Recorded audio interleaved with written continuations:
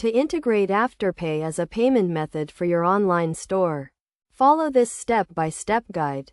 First, you need to sign up for an Afterpay merchant account on their official website. Fill out the registration form with your business and personal details, and wait for verification. Once your account is approved, you will receive access to the Afterpay merchant dashboard. Here, you can find your merchant ID and API keys, which are required for the integration process.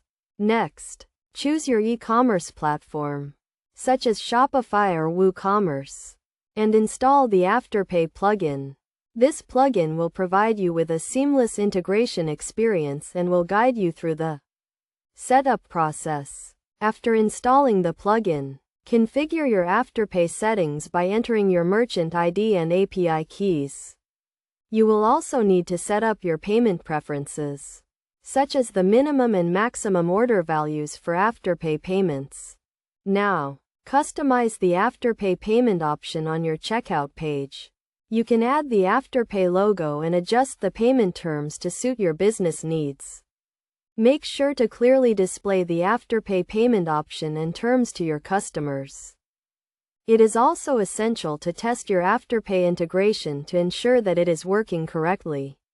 Place a test order using the Afterpay payment method and verify that the payment is processed successfully.